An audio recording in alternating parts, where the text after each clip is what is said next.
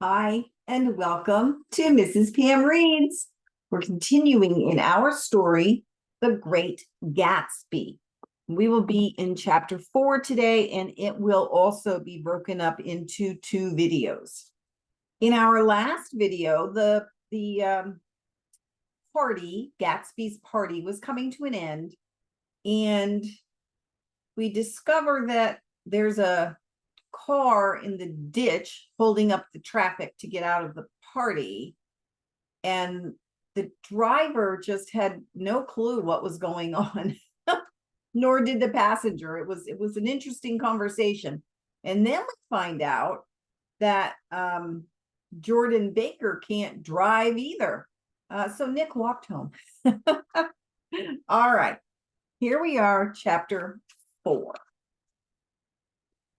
On Sunday morning, while church bells rang in the village along the shore, the world and its mistress returned to Gatsby's house and twinkled hilariously on his lawn. "He's a bootlegger," said the young ladies, moving somewhere between his cocktails and his flowers. "One time he killed a man who had found out that he was a nephew to von Hindenburg and second cousin to the devil." Wow. "Reach me a rose, honey, and pour me a last drop into that there crystal glass." Once I wrote down on the empty spaces of a timetable the names of those who came to Gatsby's house that summer. It is an old timetable now, disintegrated at its folds and headed "This schedule in effect July 5th, 1922.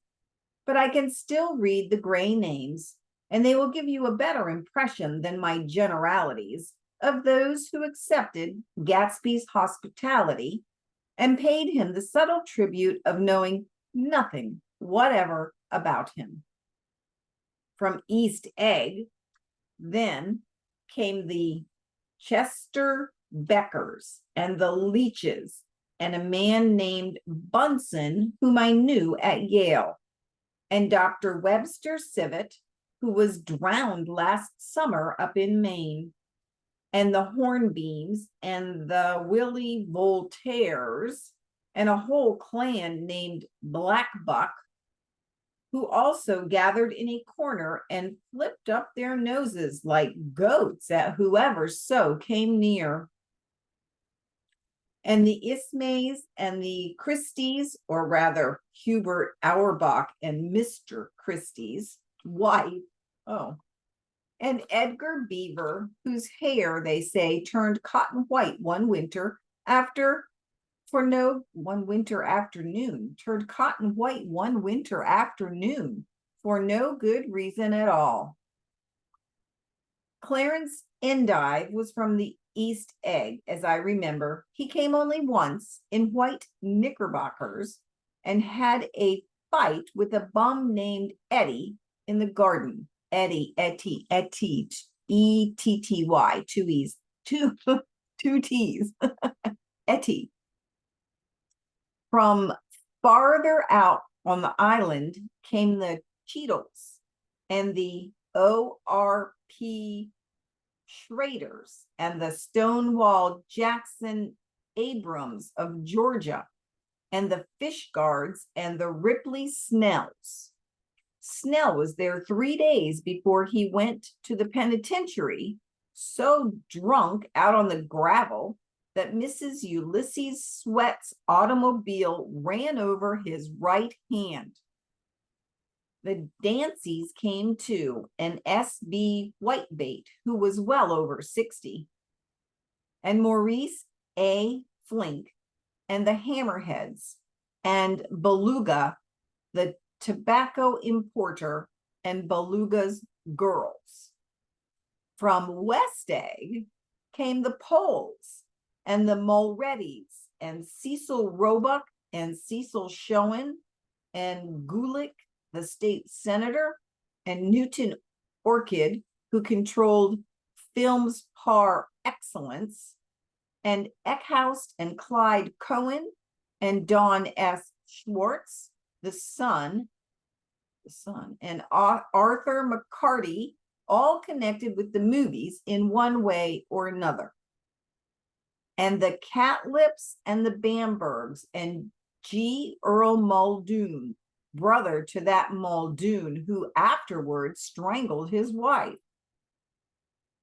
Da Fontano, the promoter, came there, and Ed Legros and James B. Rotgut Barrett, and the De Jongs and Ernest Lilly. They came to gamble. And when Ferret wandered into the garden, it meant he was cleaned out.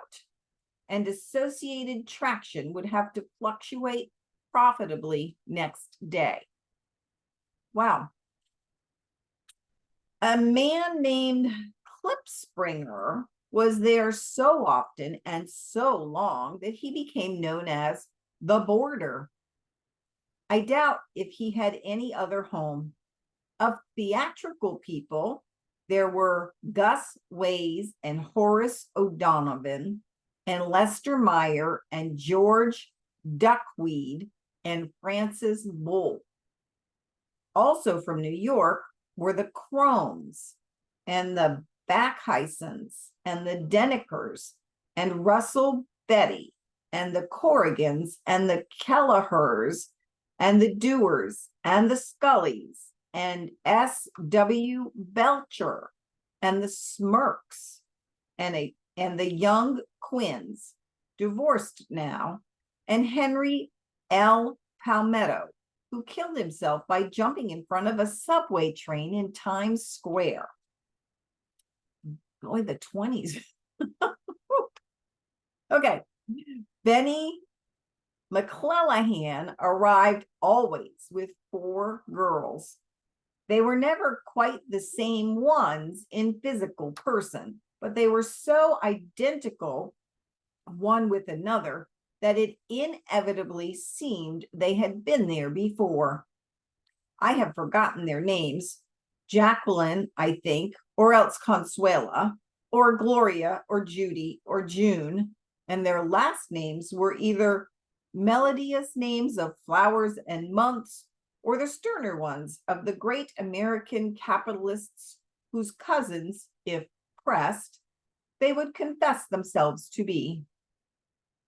In addition to all these, I remember that Faustina O'Brien came there at least once, and the Bedecker girls and young Brewer, who had his nose shot off in the war, and Mr. Al Bruxberger and Miss Hogg, his fiancée, and Ardita Fitzpeter and Mr. P. Jewett, once head of the American Legion, and Miss Claudia Hip, the man with a man reputed to be her chauffeur and a prince of something whom we called Duke, and whose name, if I ever knew it, I have forgotten.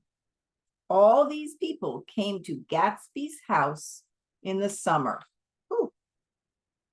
At 9 o'clock one morning in late July, Gatsby's gorgeous car lurched up the rocky drive to my door and gave out a burst of melody from its 3-noted horn. It was the first time he had called on me, though I had gone to 2 of his parties. Mounted in his hydroplane and, at his urgent invitation, made frequent use of his beach. Good morning, old sport. You're having lunch with me today, and I thought we'd ride up together. He was balancing himself on the dashboard of his car with that resourcefulness of movement that is so peculiarly, my goodness, peculiar. There we go. Peculiarly American. Ooh, that's a tough word, peculiar, if you're not really planning to say it. Okay. Resourceful of movement that is so peculiarly American that comes, I suppose, with the absence of lifting work or rigid sitting in youth, and even more with the formless grace of our nervous, sporadic games. This quality was continually breaking through his, goodness, punctuality manner. It's not punctuality, it's something else, but punctilious manner in the shape of restlessness. He was never quite still. There was always a tapping foot somewhere or the impatient opening and closing of a hand. Maybe I should just skip over those like tongue twisting words. We'll see. He saw me looking with admiration at his car. It's pretty, isn't it, old sport? He jumped off to give me a better view. Haven't you ever seen it before? I'd seen it. Everybody had seen it. It was a rich cream color, bright with nickel, swollen here and there in its monstrous length, with triumphant hat boxes and super boxes and toolboxes, and terraced with a labyrinth of windshields, wow, that mirrored a dozen suns. Boy, I wish they'd have put a picture of that car. Sitting down behind many layers of glass in a sordid green leather conservatory, we started to town. I had talked with him perhaps half a dozen times in the past month and found, to my disappointment, that he had little to say. So my first impression that he was a person of some undefined consequence had gradually faded, and he had become, quite simply, the proprietor of an elaborate roadhouse next door. And then came the disconcerting ride. We hadn't reached West Egg Village before Gatsby began leaving his elegant sentences unfinished and slapping himself indecisively on the knee of one of his caramel-colored suits. Look here, old sport, he broke out surprisingly. What's your opinion of me, anyhow? A little overwhelmed, I began the generalized evasions which that question deserves. Well, I'm going to tell you something about my life, he interrupted. I don't want you to get the wrong idea of me from all these stories you hear. So he was aware of the bizarre accusations that flavored conversation in his hall. I'll tell you God's truth. His right hand suddenly ordered divine retribution to stand by. I am the son of some wealthy people in the Middle West, all dead now. I was brought up in America, but educated at Oxford because all my ancestors had been educated there for many years, and it's a family tradition. He looked at me sideways, and I knew why Jordan Baker had believed he was lying. He hurried the phrase educated at Oxford, or swallowed it, or choked on it, as though it had bothered him before. And with this doubt, his whole statement fell to pieces. And I wondered if there wasn't something a little sinister about him after all. What part of the Middle West? I inquired casually. San Francisco. I see. My family all died, and I came into a good deal of money. His voice was solemn, as if the memory of that sudden extinction of a clan still haunted him. For a moment, I suspected that he was pulling my leg, but a glance at him convinced me otherwise. After that, I lived like a young Rajah in all the capitals of Europe, Paris, Venice, Rome, collecting jewels, chiefly rubies, hunting big game, painting a little, things for myself only, and trying to forget something very sad that had happened to me long ago. With an effort, I managed to restrain my incredulous laughter. The very phrases were worn so threadbare that they evoked no image except that of a turbaned character leaking sawdust at every pore as he pursued a tiger through the Bois de Boulogne. Then came the war, old sport.